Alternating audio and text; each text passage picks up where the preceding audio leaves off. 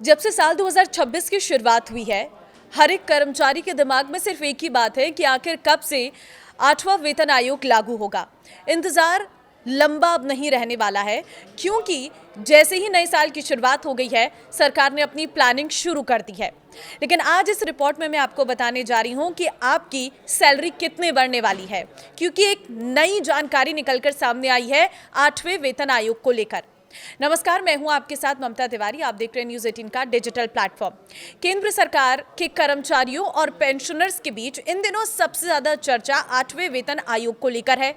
7वें वेतन आयोग का कार्यकाल 31 दिसंबर 2025 को खत्म हो चुका है। इस हिसाब से देखा जाए तो 8वें वेतन आयोग के तहत बढ़ी हुई सैलरी जनवरी 2026 से मिलनी चाहिए, लेकिन अब तक की स्थिति से ये साफ है कि इसमें देरी होगी। वजह ये है कि 8वें वेतन आयोग की सिफारिशें तैयार होने में अभी काफी वक्त लगने वाला है। माना जा रहा है कि आयोग अपनी रिपोर्ट 2027 के मध्य या अंत तक ही सरकार को सौंप सकता है, तो इंतजार अभी और थोड़ा लंबा होना पड़ेगा। लेकिन इसके बाद सरकार की मंजूरी मिलने पर नई सैलरी और पेंशन का ऐलान होगा। सबसे अच्छी बात, जनवरी 2026 निकल जाने के बावजूद सैलरी में कोई बदलाव नहीं हुआ, लेकिन सरकार जब भी नए वेतन आयोग की सिफारिश मानेगी, उसे 1 जनवरी 2026 से लागू करने की संभावना बनी रहेगी। यानी कि आपकी बढ़ी हुई सैलरी बाद में एडजस्ट की जाएगी। हालांकि आईसीआरए की हाल ही में आई एक रिपोर्ट बताती है कि अगर 8वें वेतन आयोग की सिफारिशों को 1 जनवरी 2026 से लागू किया गया तो सरकार पर एरियर का भारी बोझ बढ़ेगा, जिससे वित्त वर्ष 2028 में सैलरी खर्च अचानक से बढ़ सकता है और सरकारी खजाने पर दबाव आ सकता है। यानी सरकार को इस मामले में हर कदम को सोच समझकर उठाना है और यही वजह है कि 8वें वेतन आयोग को लागू होने में समय लग रहा है, सैलरी बढ़ने में समय लग रहा है। लेकिन एक अच्छी बात यह है कि अब इसका एक अनुमान जो है वो निकलकर सामने आया है कि आखिर कितनी सैलरी बढ़ेगी और किस दिन से बढ़ सकती है, कितनी बढ़ी हुई सैलरी आपके अकाउंट में आएगी। देखिए, किसी भी वेतन आयोग में सैलरी बढ़ोतरी का आधार फिटमेंट फैक्टर होता है। ये एक तरह का मल्टीप्लायर है, जिससे मौजूदा बेसिक सैलरी को गुणा करके नई बेसिक सैलरी तय की जाती है। 7वें वेतन आयोग में ये फैक्टर 2.57 था।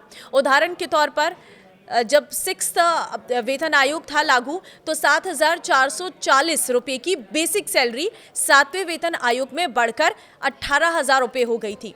यानी कि 8वें वेतन आयोग में फिटमेंट फैक्टर अभी जो है वो तय लगभग हो चुका है।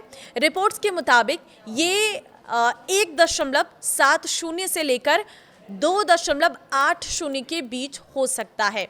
कुछ रिपोर्ट्स में इसे 1.83 से 2.57 के दायरे में भी माना जा रहा है। अगर हम फिटमेंट फैक्टर को औसतन 2.15 मानकर चलें, 2.15, तो सैलरी में जो इजाफा होता है, जो बढ़ोतरी होती है, वो कुछ इस तरह की हो सकती है।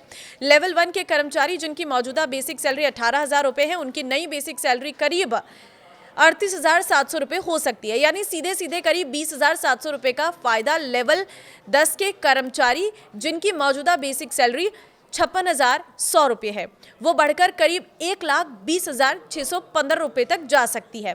ऐसा हुआ तो उन्हें करीब 64,515 रुपये का फायदा हो सकता है।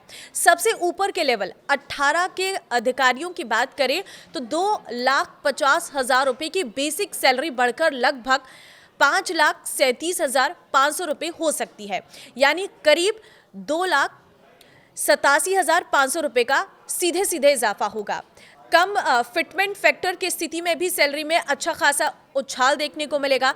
उदाहरण के तौर पर ले लीजिए, लेवल 1 पर 18,000 रुपये की बेसिक सैलरी बढ़कर 30,600 रुपये हो सकती है। लेवल 2 पर 19,900 रुपये से बढ़कर 33,830 रुपये और लेवल 6 पर 35,400 रुपये की बेसिक सैलरी बढ़कर करीब 60,000 रुपये तक पहुंच सकती है।